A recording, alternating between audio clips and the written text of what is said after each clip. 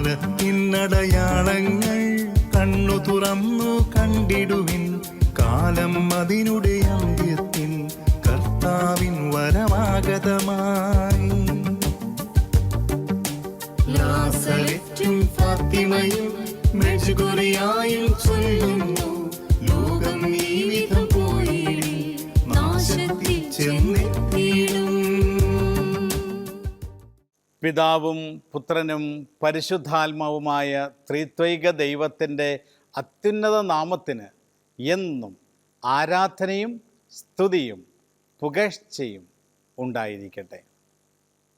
ഷെക്കേന T വിയുടെ പ്രേക്ഷകരായ എൻ്റെ പ്രിയപ്പെട്ട സഹോദരങ്ങളെ, മറിയം കാലത്തിൻ്റെ അടയാളം എന്ന ഈ പ്രോഗ്രാമിലേക്ക് ഏറ്റവും സ്നേഹത്തോടെ നിങ്ങളെ ഓരോരുത്തരെയും സ്വാഗതം ചെയ്യുന്നു. ഇന്ന് മറിയം കാലത്തിൻ്റെ അടയാളം എന്ന ഈ പ്രോഗ്രാമിലെ 100ാമത്തെ എപ്പിസോഡാണ്. കഴിഞ്ഞ 100 എപ്പിസോഡുകളിൽ ഇന്നത്തെ ഉൾപ്പെടെ പരിശുദ്ധ അമ്മയിലൂടെ സ്വർഗം നൽകിയ സന്ദേശങ്ങൾ ധ്യാനിക്കുവാനും പ്രാർത്ഥിക്കുവാനും സർവശക്തനായ ദൈവം നമ്മെ അനുവദിച്ചതിനെ ഓർത്ത് നമുക്ക് നന്ദി പറയാം. പരിശുദ്ധ കന്യകാമറിയം എന്തുകൊണ്ടാണ്, അല്ലെങ്കിൽ എപ്രകാരമാണ് ഈ കാലത്ത് എത്രമാത്രം ശക്തയായി പ്രവർത്തിക്കുന്നത്? അത് അമ്മയുടെ പുത്രനായ യേശുക്രിസ്തു, ഈ ലോകത്തിൻ്റെ ഏകരക്ഷകനായ യേശുക്രിസ്തു, ഈ ലോകത്ത് പരിശുദ്ധ അമ്മയെ ഏൽപ്പിച്ചിരിക്കുന്ന വലിയൊരു ഉത്തരവാദിത്വമാണ്. അവൻ്റെ കർത്താവിൻ്റെ രക്ഷകനായ യേശുക്രിസ്തുവിൻ്റെ 2ാമത്തെ വരവിന് വേണ്ടി ഈ ലോകത്തെ ഒരുക്കുക എന്നുള്ള വലിയ ദൗത്യം. ഈ ലോകത്തെ യേശുക്രിസ്തുവിൻ്റെ 2ാമത്തെ വരവ് ഒരു യാഥാർത്ഥ്യമാണെന്നും അത് സത്യമാണെന്നും അത് ഇന്നല്ലെങ്കിൽ നാളെ ഈ ലോകത്ത് നമ്മൾ ദർശിക്കുമെന്നുമുള്ള വിശുദ്ധ ലിഖിതത്തിൻ്റെ അടിസ്ഥാനത്തിലുള്ള വാഗ്ദാനം പരിശുദ്ധ അമ്മ ഇന്ന് ഏറ്റെടുത്ത് നമ്മളീ ഓരോരുത്തരെയും കർത്താവിൻ്റെ 2ാമത്തെ വരവിന് വേണ്ടി ഒരുക്കിക്കൊണ്ടിരിക്കുമ്പോൾ, കർത്താവിൻ്റെ 2ാമത്തെ വരവ് ഈ ലോകത്ത് സംഭവിക്കുമ്പോൾ വിശ്വാസികളായി ഈ ലോകത്ത് ആരും ഉണ്ടാകാൻ പാടില്ല എന്നുള്ള ചിന്തയോടുകൂടി സാത്താൻ വിശ്വാസം ഈ ലോകത്തുനിന്ന് നഷ്ടപ്പെടുത്തുവാൻ കിണഞ്ഞ് പരിശ്രമിച്ചു കൊണ്ടിരിക്കുന്ന സമയമാണ് ഈ സമയം. ആയതിനാൽ പരിശുദ്ധ അമ്മ യേശുക്രിസ്തു നൽകിയ അധികാരത്തോട് വളരെ ശക്തമായി സാത്താനെതിരെ പോരാടിക്കൊണ്ടിരിക്കുന്ന വലിയൊരു യുദ്ധത്തിലേർപ്പെട്ടുകൊണ്ടിരിക്കുന്ന കാലഘട്ടത്തിലാണ് നമ്മൾ ആയിരിക്കുക. പ്രിയമുള്ള സഹോദരി സഹോദരന്മാരെ, ലോകം എപ്പോഴൊക്കെ പ്രതിസന്ധികളിലൂടെയും വെല്ലുവിളികളിലൂടെയും കടന്നു പോകുന്നുവോ അല്ലെങ്കിൽ പോയിട്ടുണ്ടോ, അവിടെയെല്ലാം പരിശുദ്ധ കന്യകാമറിയത്തെ ദൈവം സഹായിയായി അയച്ചിട്ടുണ്ട്. ഇപ്രകാരം പരിശുദ്ധ അമ്മ സഹായവുമായി എത്തിയ ഒരു പ്രത്യക്ഷപ്പെടലിനെ കുറിച്ചാണ് ഇന്ന് നമ്മൾ മനസ്സിലാക്കുവാൻ പരിശ്രമിക്കുന്നത്. 1932 ബെൽജിയത്ത് ബെയ്റോങ് എന്ന് പറയുന്ന സ്ഥലത്ത് പരിശുദ്ധ അമ്മ പ്രത്യക്ഷപ്പെടുകയുണ്ടായി. 1932 എന്ന് പറയുമ്പോൾ ബെൽജിയത്തിൻ്റെ അവസ്ഥ സാമ്പത്തിക പ്രതിസന്ധിയിലൂടെ കടന്നു പോകുന്ന ഒരു സമയമായിരുന്നു. നമുക്കറിയാം, 2ാം ലോക മഹായുദ്ധം 1939 മുതൽ 45 വരെ രൂക്ഷമായ ക്രൂരമായ യുദ്ധം ഈ ലോകത്ത് സംഭവിക്കുകയുണ്ടായി. 2ാം ലോക മഹായുദ്ധം ഉണ്ടാകാനുള്ള സാധ്യതകളെല്ലാം ഈ ലോകത്ത് കണ്ടു തുടങ്ങിയപ്പോൾ പരിശുദ്ധ അമ്മ മുന്നറിയിപ്പുമായി ബെൽജിയത്തെ ബെയ്റോങ്ങിൽ കടന്നു വരികയാണ്. ജനം വലിയ പ്രതികൂല സാഹചര്യങ്ങളിലൂടെ കടന്നു പോകുന്ന ഒരു സമയം, സാമ്പത്തികമായ വലിയ പ്രതിസന്ധി അനുഭവിക്കുന്ന സമയം, ലോകം മുഴുവനും ഒരു യുദ്ധത്തിലേക്ക് നടന്ന് നീങ്ങുമെന്ന രീതിയിൽ ലോകത്ത് രാഷ്ട്രീയമായ പല കാര്യങ്ങളും നടന്നുകൊണ്ടിരിക്കുന്ന സമയം. ഈ സമയത്ത് ഒരു മുന്നറിയിപ്പായി, സഹായിയായി പരിശുദ്ധ അമ്മ ബെൽജിയത്തെ ബെയ്റോങ്ങിൽ പ്രത്യക്ഷപ്പെട്ടു. പ്രിയമുള്ള സഹോദരങ്ങളെ, രണ്ടാം ലോക മഹായുദ്ധത്തിൻ്റെ ഭീകരത പരിശുദ്ധ അമ്മ ഇത് സംഭവിക്കുന്നതിന് 6-7 വർഷങ്ങൾക്ക് മുൻപ് പ്രത്യക്ഷപ്പെട്ട് പറഞ്ഞു കൊടുക്കുക. ഇത് എപ്രകാരം ഈ ലോകത്തിൽ നിന്ന് നമുക്ക് മാറ്റി നിർത്താനാകുമെന്ന് രണ്ടാം ലോക മഹായുദ്ധം സംഭവിക്കുന്നതിൻ്റെ 6-7 വർഷങ്ങൾക്ക് മുൻപ് തന്നെ പരിശുദ്ധ അമ്മ ബെയ്റോങ്ങിൽ പ്രത്യക്ഷപ്പെട്ട് പറയുകയുണ്ടായി. എന്തുകൊണ്ടാണ് ബെയ്റോങ്ങിൽ പരിശുദ്ധ അമ്മ പ്രത്യക്ഷപ്പെട്ടത്? പ്രിയമുള്ളവരെ, രണ്ടാം ലോക മഹായുദ്ധത്തിൻ്റെ ഭീകരത അനുഭവിച്ച ഒരു സ്ഥലമായിരുന്നു ബെൽജിയത്തെ ആർബിനസ് പ്രദേശം. ഈ ആർബിനസ് പ്രദേശത്തെ ഒരു പട്ടണമാണ് ബെയ്റോങ്. ഇവിടുത്തെ ജനങ്ങൾ വളരെ രണ്ടാം ലോക മഹായുദ്ധത്തിൻ്റെ വലിയ ഭീകരത അനുഭവിച്ച ഒരു ജനതയാണ്. അത് നമുക്കറിയാം, 1944 ഒക്ടോബർ 14 മുതൽ 1945 ജനുവരി 15 വരെയുള്ള സമയം വലിയ രക്തരൂക്ഷിതമായ യുദ്ധം നടന്ന സമയമാണ് രണ്ടാം ലോക മഹായുദ്ധത്തിൽ. അതിന് 1945 ജനുവരി 25 യുദ്ധം അവസാനിച്ചപ്പോൾ ജർമ്മനി പരാജയപ്പെട്ടു. ജർമ്മനിയും സഖ്യകക്ഷികളും ഒന്നുചേർന്ന് നടത്തിയ ഈ യുദ്ധത്തിൽ അമേരിക്കൻ സഖ്യകക്ഷികൾ ജർമ്മനിയെ പരാജയപ്പെടുത്തുകയാണ്. ഈ യുദ്ധത്തിൽ ഏതാണ്ട് 100,000-ഓളം ജർമ്മൻ പടയാളികൾ മരിച്ചു വീണുവെന്നാണ് കണക്ക്. 100,000-ഓളം ജർമ്മൻ പടയാളികളും ഏതാണ്ട് 20,000-ഓളം സഖ്യകക്ഷികളുടെ പടയാളികളും ഏതാണ്ട് 3,000-ഓളം സിവിലിയൻസും ഈ യുദ്ധത്തിൽ കൊല്ലപ്പെട്ടുവെന്നാണ് ഔദ്യോഗിക കണക്ക്. അതിനപ്പുറത്ത് ഒരുപക്ഷെ കണക്കുകൾ വ്യത്യസ്തമാകാം. ഇപ്രകാരം രക്തരൂക്ഷിതമായ രണ്ടാം ലോക മഹായുദ്ധത്തിൻ്റെ ഏറ്റവും ഭീകരത ഉളവാക്കിയ യുദ്ധം നടന്നത് ബെൽജിയത്തിലാണ്. അതുകൊണ്ട് ഒരുപക്ഷെ ഇത് സംഭവിക്കുന്നതിൻ്റെ 6-7 വർഷങ്ങൾക്ക് മുൻപ് ഇങ്ങനെയൊക്കെ സംഭവിക്കാനുള്ള സാധ്യതകളെക്കുറിച്ച് പരിശുദ്ധ അമ്മ ബെയ്റോങ്ങിൽ പ്രത്യക്ഷപ്പെട്ട് സന്ദേശങ്ങൾ നൽകുകയാണ്. അമ്മയുടെ സന്ദേശത്തിൻ്റെ വളരെ പ്രധാനപ്പെട്ട ഒരു കാര്യം ഇപ്രകാരമായിരുന്നു: മക്കളെ, നിങ്ങൾ പ്രാർത്ഥിക്കുക, ഏറെ പ്രാർത്ഥിക്കുക, പ്രാർത്ഥിക്കുക, ഏറെ പ്രാർത്ഥിക്കുക. ഇത് ലോകം മുഴുവനും ഒരു യുദ്ധത്തിൻ്റെ ഭീതിയിലേക്ക് നീങ്ങിക്കൊണ്ടിരിക്കുമ്പോൾ അതിനെ മാറ്റി നിർത്തുവാൻ, അത് ഉണ്ടാകാതിരിക്കുവാൻ നമ്മുടെ പ്രാർത്ഥനകൾക്ക് ശക്തിയുണ്ട് എന്ന് പരിശുദ്ധ അമ്മ ബെയ്റോങ്ങിൽ സന്ദേശം നൽകിയുണ്ടായി. എന്നാൽ അന്നുണ്ടായിരുന്ന ജനത പരിശുദ്ധ അമ്മയുടെ സന്ദേശങ്ങൾ വേണ്ട വിധം സ്വീകരിച്ചോ എന്ന് സംശയമുണ്ട്. അതുകൊണ്ട് ഒരുപക്ഷെ ഇതൊക്കെ അത്ര ഗൗരവമായി എടുക്കാതിരുന്ന അതുകൊണ്ടാകാം ഏതാണ്ട് 7 വർഷങ്ങൾക്ക് ശേഷം പരിശുദ്ധ അമ്മയുടെ പ്രവചനങ്ങൾക്ക് ഒരുപക്ഷെ തെളിവായി തന്നെ രണ്ടാം ലോക മഹായുദ്ധം പൊട്ടിപ്പുറപ്പെടുന്നത്. ബെയ്റോങ്ങിൽ പരിശുദ്ധ അമ്മ പ്രത്യക്ഷപ്പെട്ടത് അമ്മയെ സ്നേഹിക്കുകയും വിശ്വാസത്തിൽ ജീവിക്കുകയും ചെയ്യുന്ന വ്യക്തികളുടെ ആയിരുന്നില്ല. വോയിസിൻ കുടുംബത്തിലെ 3 കുട്ടികൾക്കും ഡെജിംബ്രോ കുടുംബത്തിലെ 2 കുട്ടികൾക്കുമാണ് പരിശുദ്ധ അമ്മ പ്രത്യക്ഷപ്പെടുന്നത്. ഇങ്ങനെ 5 കുട്ടികൾക്കാണ് അമ്മ പ്രത്യക്ഷപ്പെട്ടത്. ഈ വോയിസിൻ കുടുംബത്തിൻ്റെ പ്രത്യേകത, വോയിസിൻ കുടുംബത്തിൻ്റെ കുടുംബനാഥൻ ഹെക്ടർ എന്ന് പറയുന്ന വ്യക്തി ഒരു വിശ്വാസിയായിരുന്നില്ല. അദ്ദേഹം ഒരു കമ്മ്യൂണിസ്റ്റ് ലേബർ പാർട്ടിയുടെ നേതാവായിരുന്നു. അങ്ങനെ വിശ്വാസവും വിശ്വാസ ജീവിതവും നയിച്ചിരുന്ന വ്യക്തികളല്ല ഈ കുടുംബം. ഇനി ഡെജിംബ്രോ കുടുംബത്തിൻ്റെ പ്രത്യേകതയോ, അവർ ഒരു ജർമ്മൻ വിധവയായിരുന്നു അവിടുത്തെ അമ്മ. പള്ളിയിൽ പോകാതിരുന്ന ഒരു വ്യക്തിയായിരുന്നു ഈ സ്ത്രീ. ഇവരുടെ കുഞ്ഞുങ്ങൾക്കാണ് പരിശുദ്ധ അമ്മ പ്രത്യക്ഷപ്പെടുന്നത്. പ്രിയമുള്ള സഹോദരങ്ങളെ, പരിശുദ്ധ അമ്മയ്ക്ക് ഈ ലോകത്തിലുള്ള എല്ലാവരും പ്രിയപ്പെട്ടവരാണ്. ആരെയും അമ്മ മാറ്റി നിർത്താറില്ല. നഷ്ടപ്പെട്ടു പോകുന്ന ആത്മാക്കളെ അന്വേഷിച്ചാണ് അമ്മ ഈ ലോകത്തിലേക്ക് കടന്നു വന്നത്.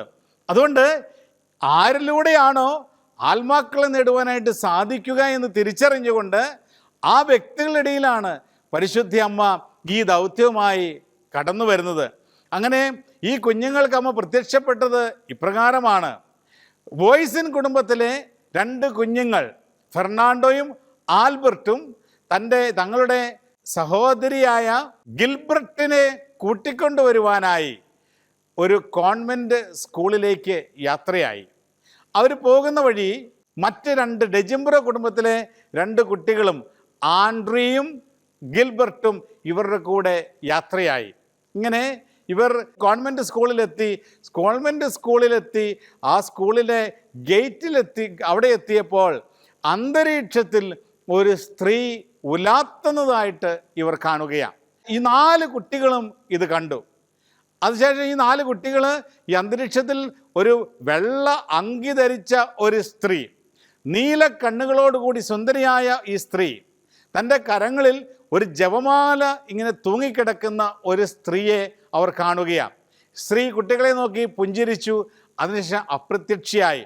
എന്നിട്ട് അപ്രത്യക്ഷമാകുന്നതിന് തൊട്ട് മുൻപ് ഇപ്രകാരം പറഞ്ഞു, നിങ്ങൾ ഈ സ്ഥലത്ത് എന്നും വരണം. അങ്ങനെ ഉള്ളിലൊരു പ്രേരണ ലഭിക്കുന്നതനുസരിച്ച് ആ കുട്ടികൾ അവിടെ വരുമായിരുന്നു. അവിടെയുള്ള കോൺവെൻറ്റിലെ ഒരു ഗാർഡനിലാണ്, സ്കൂളിനോട് ചേർന്നുള്ള ഒരു കോൺവെൻറ്റ് ഗാർഡനിലാണ് പരിശുദ്ധ അമ്മ പ്രത്യക്ഷപ്പെട്ടുകൊണ്ടിരുന്നത്. പിന്നീട് ഇത് സംഭവിക്കുന്നത് 1932 നവംബർ മാസം 29-ാം തീയതിയാണ്.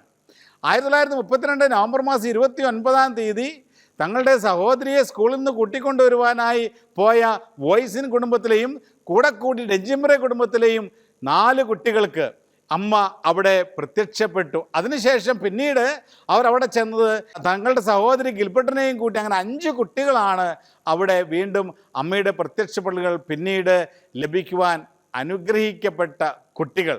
അങ്ങനെ 5 പേരും അവിടെ കടന്നു ചെന്നപ്പോൾ അമ്മ അവരുടെ മുൻപിൽ പ്രത്യക്ഷപ്പെട്ടുകൊണ്ടേയിരുന്നു. അങ്ങനെ ഡിസംബർ മാസം 3-ാം തീയതി പരിശുദ്ധ അമ്മ പ്രത്യക്ഷപ്പെട്ടപ്പോൾ അവർ അമ്മയോട് ചോദിച്ചു, ജപമാലയൊക്കെ തൂക്കിയിട്ടിരിക്കുന്ന ഈ സ്ത്രീ പരിശുദ്ധ അമ്മയാണ് എന്നൊരു ചിന്ത അവർക്കുണ്ടായിരുന്നു. അതുകൊണ്ട് ഈ കുട്ടികൾ അമ്മയോട് ചോദിച്ചു, താങ്കൾ അമലോത്ഭവ കന്യകയാണോ? അപ്പോൾ അമ്മ തലയാട്ടി ശരിവെച്ചു, അമലോത്ഭവ കന്യകയാണ്. അപ്പോൾ ഈ കുട്ടികൾ വീണ്ടും അമ്മയോട് ഏതാണ്ട് 33ഓളം പ്രത്യക്ഷപ്പെടലുകൾ പരിശുദ്ധ അമ്മ ഈ മക്കൾക്ക് നൽകിയുണ്ടായി. 1932 നവംബർ 29 മുതൽ 1933 ജനുവരി 3 വരെയാണ് പ്രത്യക്ഷപ്പെടലിൻ്റെ ആ കാലഘട്ടം. ഈ കാലഘട്ടത്തിൽ ഏതാണ്ട് 33ഓളം തവണ പരിശുദ്ധ അമ്മ ഈ മക്കൾക്ക് മുമ്പിൽ പ്രത്യക്ഷപ്പെടുകയും സന്ദേശങ്ങൾ നൽകുകയും ചെയ്തു. പരിശുദ്ധ അമ്മയുടെ സന്ദേശങ്ങളുടെ വളരെ പ്രധാനപ്പെട്ട ഭാഗങ്ങൾ ഇപ്രകാരമാണ്. അമ്മ അവരോട് ഇപ്രകാരം പറയുന്നു, ഞാൻ അമലോത്ഭവ കന്യകയാണ്. പരിശുദ്ധ അമ്മ അമലോത്ഭവയാണ് എന്നുള്ള ആ വിശ്വാസ സത്യത്തിനെതിരായി ലോകത്ത് പലരും പല കുപ്രചരണങ്ങളും നടത്തിക്കൊണ്ടിരുന്ന സമയമാണല്ലോ ആ സമയം. അതുകൊണ്ട് പല സ്ഥലങ്ങളിലും അമ്മ പ്രത്യക്ഷപ്പെട്ട് താൻ അമലോത്ഭവയാണ് എന്ന സത്യം പ്രഖ്യാപിക്കുകയാണ്. സഭ പ്രഖ്യാപിച്ചിരിക്കുന്ന ഓരോ സത്യങ്ങളും യാഥാർത്ഥ്യമാണെന്നും അത് സ്വർഗം അംഗീകരിച്ചിരിക്കുന്ന കാര്യങ്ങളാണെന്നും വീണ്ടും പരിശുദ്ധ അമ്മ സ്ഥിരീകരിക്കുകയാണ്. ഞാൻ അമലോത്ഭവയാണ്. അപ്പോൾ ഈ കുട്ടികൾ അടുത്ത പ്രത്യക്ഷപ്പെടൽ അമ്മയോട് ചോദിച്ചു, ഞങ്ങൾ എന്ത് ചെയ്യണമെന്നാണ് അങ്ങ് ആഗ്രഹിക്കുന്നത്? ഞങ്ങളിൽ നിന്ന് അങ്ങ് എന്താഗ്രഹിക്കുന്നു? ഞങ്ങൾ എന്താണ് ചെയ്യേണ്ടത്? അപ്പോൾ പരിശുദ്ധ അമ്മ പറഞ്ഞു, ബൈറോങ്ങിലെ ആദ്യത്തെ സന്ദേശം, നിങ്ങൾ നല്ലവരായി ജീവിക്കുക. നിങ്ങൾ നല്ലവരായി ജീവിക്കുക. അമ്മ എന്നിട്ട് കുട്ടികളോട് ഇപ്രകാരം ചോദിച്ചു, നിങ്ങൾ നല്ലവരായി ജീവിക്കില്ലേ? നിങ്ങളുടെ ജീവിതം നല്ലവരായി നിങ്ങൾ ജീവിക്കാൻ ഈശോയ്ക്ക് വിട്ടുകൊടുക്കില്ലേ? അപ്പോൾ അവർ പറഞ്ഞു, ഉവ്വ്, ഞങ്ങൾ ഏറ്റവും നല്ലവരായി ജീവിക്കും. പ്രിയമുള്ള സഹോദരങ്ങളെ, ഈ കാലഘട്ടത്തിലും പരിശുദ്ധ അമ്മ നമ്മോട് ചോദിക്കുന്ന ഒരു ചോദ്യമുണ്ട്, നിങ്ങൾ നല്ലവരായി ജീവിക്കില്ലേ? നല്ലവരായി ജീവിക്കുവാൻ നിങ്ങളുടെ ജീവിതങ്ങളെ ഈശോയ്ക്ക് നിങ്ങൾ സമർപ്പിക്കില്ലേ? ഇന്ന് നമ്മൾ ഓരോരുത്തരും ഏറ്റെടുക്കുന്ന ഒരു വെല്ലുവിളിയാണ് ബൈറോങ്ങിൽ പരിശുദ്ധ അമ്മ ചോദിച്ച ചോദ്യം. നീ ഇന്ന് നല്ലവളായി ജീവിക്കുന്നുണ്ടോ? നീ ഇന്ന് നല്ലവനായി ജീവിക്കുന്നുണ്ടോ? എന്താണ് നല്ലവനായി ജീവിക്കുക, നല്ലവളായി ജീവിക്കുക എന്നാൽ അതിൻ്റെ അർത്ഥം? നീ ഇന്ന് വചനാധിഷ്ഠിതമായി സ്വർഗത്തെ മഹത്വപ്പെടുത്തിക്കൊണ്ട് ജീവിക്കുന്നുണ്ടോ? നീ ദൈവത്തിന് കൊടുക്കേണ്ട സമയവും ദൈവത്തിന് കൊടുക്കേണ്ട പ്രാധാന്യവും നീ കൊടുക്കുന്നുണ്ടോ? അതോ ഈ ലോകത്തിൻ്റെതായ സുഖങ്ങൾക്ക് പുറമെ തിന്മയുടെ സുഖങ്ങൾക്ക് പുറമെ, ദൈവം അരുതെന്ന് പറഞ്ഞിരിക്കുന്ന കാര്യങ്ങൾക്ക് പുറമെ, സ്ഥാനമാനങ്ങൾക്ക് പുറമെ, സ്വന്തം മഹിമയ്ക്ക് പുറമെ, പേരിന് പുറമെ, അംഗീകാരത്തിന് പുറമെ, ഒരുപക്ഷെ മറ്റുള്ളവരെ ഇകഴ്ത്തി കാണിച്ചുകൊണ്ട് പോലും മുന്നോട്ട് പോകുന്ന ഒരു ജീവിത രീതിയാണോ നിനക്കുള്ളത്? നിന്നെ നോക്കിക്കൊണ്ട് ഇന്ന് ആർക്കെങ്കിലും പറയുവാൻ സാധിക്കുമോ ഈ വ്യക്തി നല്ലൊരു ജീവൻ നയിക്കുന്ന വ്യക്തിയാണെന്ന്?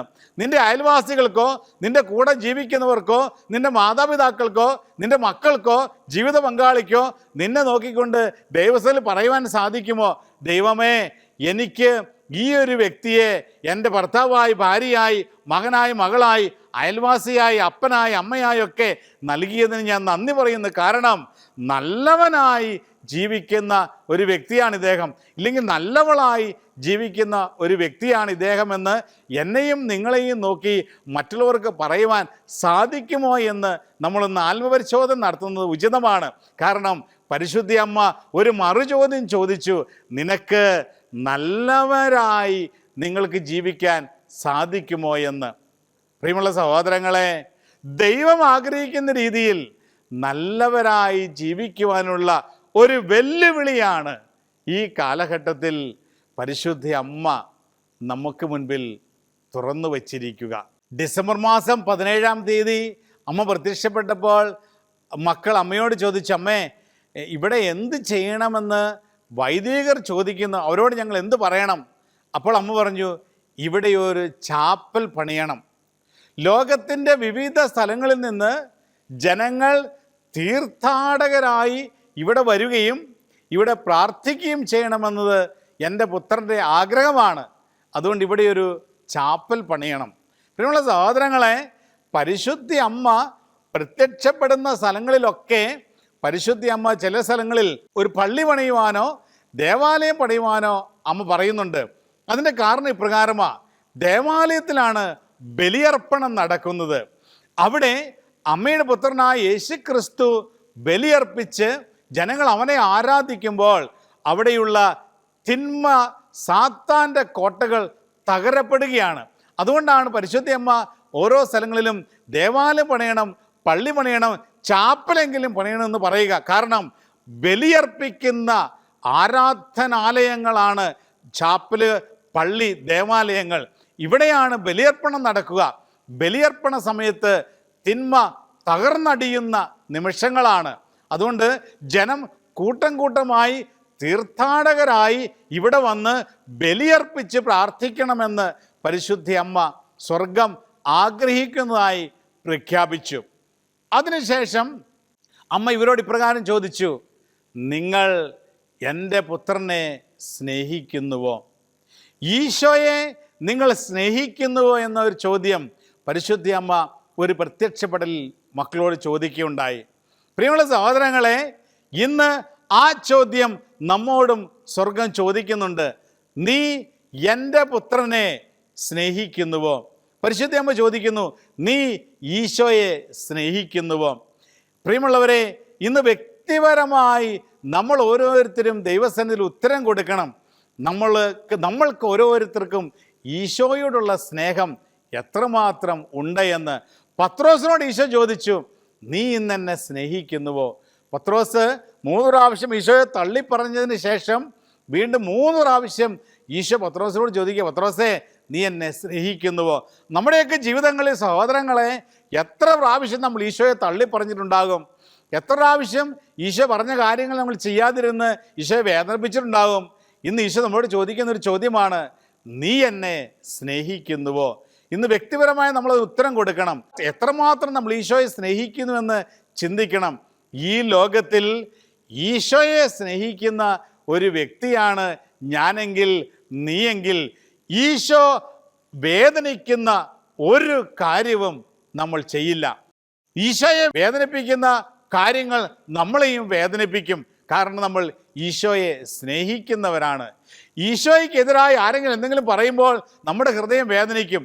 ഈശോ സ്ഥാപിച്ച സഭയ്ക്കെതിരായോ ഈശോ പറഞ്ഞു തന്നിരിക്കുന്ന വിശ്വാസ മൂല്യങ്ങൾക്കെതിരായോ ആരെങ്കിലുമൊക്കെ എന്തെങ്കിലുമൊക്കെ പറയുമ്പോൾ നമ്മളെ അത് ബാധിക്കും, നമ്മളെ അത് വേദനിപ്പിക്കും. അപ്പോൾ ഈശോയോട് ചേർന്ന് നിന്നുകൊണ്ട് സത്യത്തിന് വേണ്ടി സംസാരിക്കുവാനും സത്യവിശ്വാസം പ്രഘോഷിക്കുവാനും സത്യസന്ധമായി ആരുടെ മുൻപിലാണെങ്കിലും സത്യവിശ്വാസം പറയുവാനും നമുക്ക് ധൈര്യം നമ്മൾ സംഭരിക്കും. ഈശോയെ സ്നേഹിക്കുന്ന വ്യക്തികളാണ് നമ്മളെങ്കിൽ. ഞായറാഴ്ച ദിവസങ്ങൾ പ്രിയമുള്ള സഹോദരങ്ങളെ, ഈശോയെ സ്നേഹിക്കുവാൻ പ്രത്യേകം സമർപ്പിക്കപ്പെട്ടിരിക്കുന്ന ദിവസങ്ങളാണ്. നമ്മുടെയൊക്കെ ഒരുപക്ഷെ ഞായറാഴ്ച ആചരണങ്ങൾക്ക് ഇന്ന് ഒരുപാട് മായം ചേർക്കുന്നുണ്ട്, ഒരുപാട് വെള്ളം ചേർക്കുന്നുണ്ട്. ഈശോയുമായിട്ടുള്ള ഗാഢമായൊരു ബന്ധം സ്ഥാപിച്ചെടുക്കുവാൻ നമുക്ക് സ്വർഗം നൽകിയിരിക്കുന്ന ദിവസമാണ് ഞായറാഴ്ച. 10 കൽപ്പനകളിലെ 3-ാമത്തെ കൽപ്പനയാണ് കർത്താവിൻ്റെ ദിനം പരിശുദ്ധമായി ആചരിക്കണമെന്നുള്ളത്.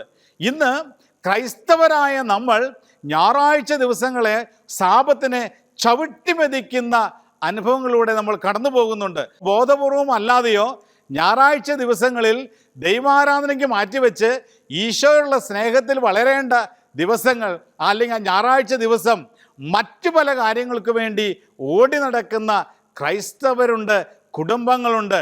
ട്യൂഷൻ ക്ലാസ്സുകൾക്ക് വേണ്ടിയും ഫുട്ബോളിന് വേണ്ടിയും ഡാൻസ് പ്രാക്ടീസിന് വേണ്ടിയും മ്യൂസിക് പ്രാക്ടീസിന് വേണ്ടിയും ഇതുപോലെ മറ്റു പല ലൗകിക കാര്യങ്ങൾക്ക് വേണ്ടി ഞായറാഴ്ച തിരക്ക് പിടിച്ച് ഓടി നടക്കുന്ന ക്രൈസ്തവ സമൂഹം. പ്രിയമുള്ള സഹോദരങ്ങളെ, ഒരു സഹോദരൻ പങ്കുവെച്ചത് ഓർക്കുകയാണ്. കേരളത്തിൽ അറിയപ്പെടുന്ന ഒരു വിദ്യാഭ്യാസ സ്ഥാപനം, ക്രൈസ്തവരായ സഹോദരങ്ങൾ നടത്തുന്ന, കത്തോലിക്കരായ സഹോദരങ്ങൾ നടത്തുന്ന ഒരു വിദ്യാഭ്യാസ സ്ഥാപനം. ഈ സ്ഥാപനത്തിൽ ഒരു ട്യൂഷൻ ഗ്രൂപ്പ്, ട്യൂഷൻ കാര്യങ്ങളൊക്കെ നടത്തുന്ന, ട്യൂഷൻ കൊടുക്കുന്ന ഒരു പർട്ടിക്കുലർ ഗ്രൂപ്പ് ഈ സ്ഥാപനത്തിലെ കുട്ടികൾക്ക് ട്യൂഷൻ കൊടുക്കുന്നതിന് വേണ്ടി ആ സ്ഥാപനത്തിലെ അധികാരികൾ വിളിക്കുകയാണ്. അപ്പോൾ അവർ പറഞ്ഞു, നിങ്ങളൊരു ദിവസം പറഞ്ഞാൽ ആ ദിവസം ഞങ്ങൾ വന്ന് ട്യൂഷൻ നടത്തിത്തരാം. അപ്പം പേരൻസ് ടീച്ചേഴ്സ് മീറ്റിംഗ് വിളിച്ചു. ഈ മീറ്റിങ്ങിൽ വന്നപ്പോൾ ഒരു പ്രത്യേക മതവിഭാഗത്തിൽപ്പെട്ട ചില വ്യക്തികൾ സംഘടിതമായിട്ട് പറഞ്ഞു, ഞായറാഴ്ച ഈ ട്യൂഷൻ ക്ലാസ് വയ്ക്കണം.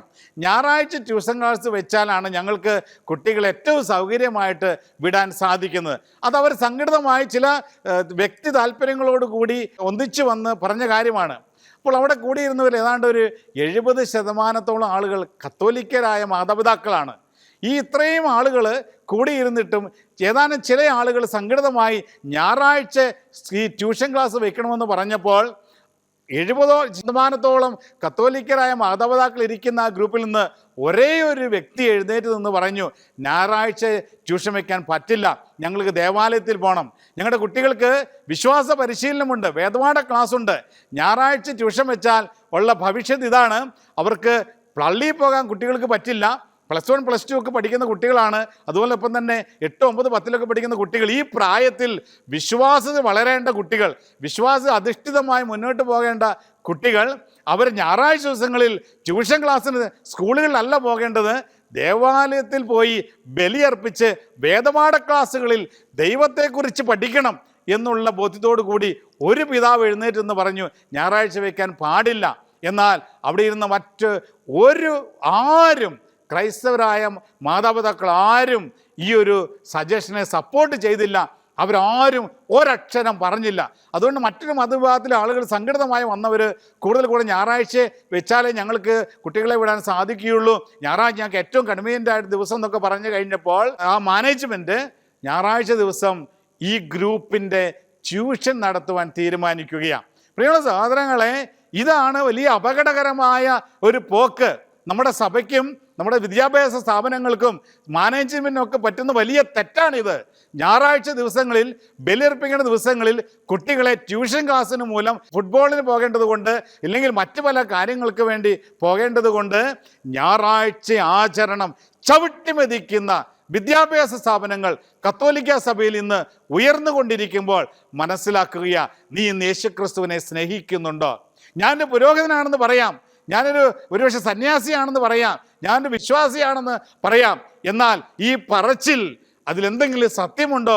യേശുക്രിസ്തുവിനെ നീ സ്നേഹിക്കുന്ന വ്യക്തിയാണെങ്കിൽ യേശുക്രിസ്തുവിന് സമർപ്പിക്കപ്പെട്ട ദിവസം അവനോട് ചേർന്ന് കുടുംബമായി, കൂട്ടായ്മയായി, സമൂഹമായി, ഇടവകയായി, കുഞ്ഞുങ്ങളോട് ചേർന്ന് യേശുക്രിസ്തുവിൽ ഐക്യപ്പെട്ടുകൊണ്ട് വിശുദ്ധ ബലിയിലും വേദപാഠ ക്ലാസ്സിലുമൊക്കെ സംബന്ധിച്ച് സ്വർഗത്തിന് വേണ്ടി ഒരുങ്ങേണ്ട ദിവസം ട്യൂഷന് വേണ്ടിയും മറ്റു ഗ്രൂപ്പുകൾക്ക് വേണ്ടി അടിയറ വയ്ക്കുന്നത് പ്രിയമുള്ള സഹോദരങ്ങളെ, അത് ഞായറാഴ്ച ദിവസത്തെ ചവിട്ടിമെതിക്കുന്ന ഇതിന് തുല്യമാണെന്ന് നമ്മൾ തിരിച്ചറിയണം. അതുകൊണ്ട് ഈ കാലഘട്ടത്തിൽ പ്രിയമുള്ള സഹോദരങ്ങളെ, സ്വർഗം നൽകുന്ന സന്ദേശം നമ്മൾ സീരിയസ് ആയിട്ട് എടുക്കണം.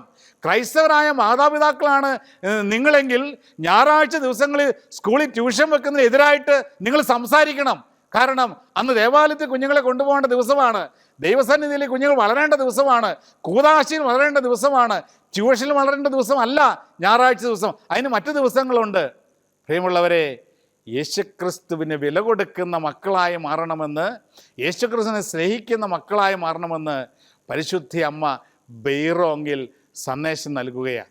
പരിശുദ്ധ അമ്മയുടെ അവസാനത്തെ പ്രത്യക്ഷപ്പെടലാണ് 1933 ജനുവരി മാസം 3-ാം തീയതി സംഭവിച്ചത്. അന്ന് പരിശുദ്ധ അമ്മ ഈ കുട്ടികളോട് ഇപ്രകാരം പറഞ്ഞു: ഞാൻ ദൈവമാതാവാണ്, ഞാൻ സ്വർഗരാജ്ഞിയാണ്. നഷ്ടപ്പെട്ടു പോകുന്ന ആത്മാക്കളെ മാനസാന്തരത്തിലേക്ക് നയിക്കുവാൻ എനിക്ക് സാധിക്കും. അതുകൊണ്ട് നിങ്ങൾ ത്യാഗം ചെയ്ത് ആത്മാക്കൾക്ക് വേണ്ടി പ്രാർത്ഥിക്കണം. ഇതായിരുന്നു പരിശുദ്ധ അമ്മ ബെയ്റോങ്ങിൽ നൽകിയ അവസാനത്തെ സന്ദേശം. ഞാൻ ദൈവമാതാവാണ്, ഞാൻ സ്വർഗരാജ്ഞിയാണ്. നഷ്ടപ്പെട്ടു പോകുന്ന ആത്മാക്കളെ മാനസാന്തരത്തിലേക്ക് നയിക്കുവാൻ എനിക്ക് സാധിക്കും.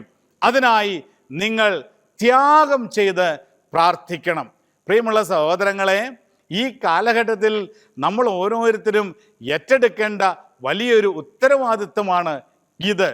നഷ്ടപ്പെട്ടു പോകുന്ന ആത്മാക്കളെ, അവരെ മാനസാന്തരത്തിലേക്ക് നയിക്കുവാൻ പരിശുദ്ധ അമ്മയ്ക്ക് സാധിക്കുമെന്നുള്ള ഒരു ഉറപ്പ് പരിശുദ്ധ അമ്മ നൽകുമ്പോൾ നമ്മൾ തിരിച്ചറിയണം. അതിനുവേണ്ടി അമ്മ ചോദിക്കുന്ന ഒരു ചോദ്യമുണ്ട്: നിങ്ങൾ ത്യാഗം ചെയ്ത് പ്രാർത്ഥിക്കണമെന്ന്. അല്പം ത്യാഗം ചെയ്തുകൊണ്ട് നമ്മുടെ ജീവിതങ്ങളെ പരിശുദ്ധ അമ്മയുടെ വിമല ഹൃദയത്തിലൂടെ ഈശോയുടെ കരങ്ങളിലേക്ക് നമുക്ക് ഏൽപ്പിച്ചു കൊടുക്കാം. പരിശുദ്ധ അമ്മ പ്രത്യക്ഷപ്പെട്ടപ്പോൾ ഇനി അമ്മ ഒരു കാര്യം കൂടെ ചെയ്തു. അമ്മ സ്വർണ്ണ ഹൃദയവുമായിട്ട് പ്രത്യക്ഷപ്പെട്ടു. സ്വർണ്ണ ഹൃദയവുമായിട്ട് അമ്മ പ്രത്യക്ഷപ്പെട്ട് ഈ മക്കൾ കാണുന്നത് സ്വർണ്ണ ഹൃദയം. അതിൽ നിന്ന് അമ്മ ഇപ്രകാരം പറഞ്ഞു കൊടുത്തു: എൻ്റെ വിമല ഹൃദയത്തോടുള്ള ഭക്തി പ്രചരിപ്പിക്കുന്നതിനും എൻ്റെ വിമല ഹൃദയത്തിൽ നിങ്ങളെ തന്നെ പ്രതിഷ്ഠിക്കുന്നതിനുമുള്ള പ്രാധാന്യമാണ് ഈ സ്വർണ്ണ ഹൃദയം നിങ്ങൾക്ക് മുൻപിൽ പങ്കുവയ്ക്കുന്നതെന്ന് പറയുകയുണ്ടായി. അതുകൊണ്ട് സഹോദരങ്ങളെ, നമ്മളൊക്കെ ഇനിയും പരിശുദ്ധ അമ്മയുടെ വിമല ഹൃദയത്തിന് നമ്മളെ തന്നെ പ്രതിഷ്ഠിച്ചിട്ടില്ല എങ്കിൽ അതിനുള്ള സമയം അതിക്രമിച്ചിരിക്കുന്നു എന്ന് തിരിച്ചറിയുകയാണ്. ബെയ്റോങ്ങിൽ പ്രത്യക്ഷപ്പെട്ട സ്വർഗരാജ്ഞിയുടെ കരങ്ങളിലേക്ക് നമ്മളെ തന്നെ ഏൽപ്പിച്ചു കൊടുത്തുകൊണ്ട് അമ്മയുടെ പുത്രനെ ആഴത്തിൽ സ്നേഹിക്കുവാനുള്ള കൃപ ലഭിക്കുവാൻ പ്രാർത്ഥിച്ചുകൊണ്ട് പരിശുദ്ധ അമ്മയുടെ വിമല ഹൃദയത്തിന് നമ്മളെ തന്നെ പ്രതിഷ്ഠിച്ചുകൊണ്ട് വിശുദ്ധ ലൂയിസ് ദി മോൺഫോർട്ടിനോടും വിശുദ്ധ ജോൺ ബോൾ രണ്ടാമൻ മാർപ്പാപ്പയോടും ചേർന്ന് നിന്നുകൊണ്ട് നമുക്കും പ്രാർത്ഥിക്കാം. ഓ മറിയമേ, എൻ്റെ അമ്മേ, ഞാൻ മുഴുവനും അമ്മയുടേതാണ്. എന്നെ പിതാവും പുത്രനും പരിശുദ്ധാത്മാവുമായ ത്രിത്വൈക ദൈവത്തിൻ്റെ മാത്രം സ്വന്തമാക്കി മാറ്റണമേ. ആമേൻ. നമ്മുടെ കർത്താവ് ഈശോ മിശിഹായുടെ കൃപയും പിതാവായ ദൈവത്തിൻ്റെ സ്നേഹവും പരിശുദ്ധാത്മാവിൻ്റെ സഹവാസവും നിങ്ങൾ ഓരോരുത്തരോടും ഒപ്പം എന്നും എപ്പോഴും ഉണ്ടായിരിക്കട്ടെ, ഇപ്പോഴും എപ്പോഴും എന്നേക്കും. ആമേൻ. Ave Maria.